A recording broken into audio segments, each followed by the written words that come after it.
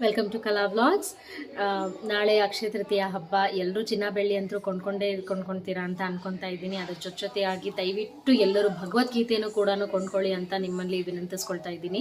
ಯಾಕಪ್ಪ ಅಂತಂದರೆ ನಾವು ಹಿಂದೂಗಳಾಗಿ ನಮ್ಮ ಧರ್ಮದ ಬಗ್ಗೆ ನಾವು ತಿಳ್ಕೊಂಡಿಲ್ಲ ಅಂತಂದರೆ ಪ್ರತಿಯೊಬ್ಬರು ನಮ್ಮನ್ನು ಕ್ವೆಶನ್ ಮಾಡೇ ಮಾಡ್ತಾರೆ. ಸೊ ಹಾಗಾಗಿ ನಮ್ಮ ಧರ್ಮದ ಜ್ಞಾನ ನಮಗಿರಲೇಬೇಕು, ನಮ್ಮ ಮಕ್ಕಳಲ್ಲಿ ಇರಲೇಬೇಕು ಅಲ್ವಾ. ಸೊ ಹಾಗಾಗಿ ದಯವಿಟ್ಟು ಭಗವದ್ಗೀತೆಯನ್ನು ಕೊಂಡ್ಕೊಳ್ಳಿ ಅಂತ ಕೇಳ್ಕೊಡ್ತಾ ಇದ್ದೀನಿ.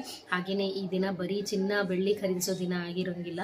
ಇದು ನಮ್ಮ ಗಂಗೆ ಧರೆಗಿಳಿದು ಬಂದ ಒಂದು ದಿನ ಆಗಿರುತ್ತೆ. ಹಾಗೆ ಪರಶುರಾಮ ಅವರು ಅವತರಿಸಿದ ದಿನವೂ ಆಗಿರುತ್ತೆ. ಹಾಗೆಯೇ ಸುಧಾಮ ಕೃಷ್ಣನನ್ನು ಮೀಟ್ ಮಾಡಿದ ದಿನವೂ ಆಗಿರುತ್ತೆ. ತ್ರೇತಾಯುಗ ಸ್ಟಾರ್ಟ್ ಆಗಿರೋ ಒಂದು ದಿನ ಆಗಿರುತ್ತೆ.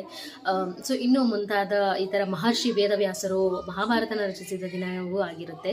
ಸೊ ಹಾಗಾಗಿ ಇದ್ರ ಬಗ್ಗೆ ತುಂಬ ಇದೆ. ಇನ್ನು ಹೇಳ್ತಾ ಹೋದರೆ ನಾನು ನನ್ನ ಯೂಟ್ಯೂಬಲ್ಲಿ ಒಂದು ಅಬಂಡೆನ್ಸ್ ರಿಚುವಲ್ ಕೂಡ ನಾನು ಶೇರ್ ಮಾಡಿದ್ದೀನಿ. ದಯವಿಟ್ಟು ನಿಮ್ಗೆಲ್ಲರಿಗೂ ಇಂಟ್ರೆಸ್ಟ್ ಇದ್ದರೆ ಒಂದು ಸತಿ ನನ್ನ ಯೂಟ್ಯೂಬ್ ಚಾನಲ್ನ ವೀಕ್ಷಿಸಿ ಅಂತ ಕೇಳ್ಕೊಳ್ತಾ ಇದ್ದೀನಿ. ಅದೇನಪ್ಪ ರಿಚುವಲ್ ಅಂತ ಅನ್ನೋದು ನಿಮಗೂ ಕೂಡ ಗೊತ್ತಾಗುತ್ತೆ. ದಯವಿಟ್ಟು ಸಬ್ಸ್ಕ್ರೈಬ್ ಕೂಡ ಮಾಡಿ ಅಂತ ನಿಮ್ಮಲ್ಲಿ ಕೇಳ್ಕೊಳ್ತಾ ಇದ್ದೀನಿ. Thank you for watching.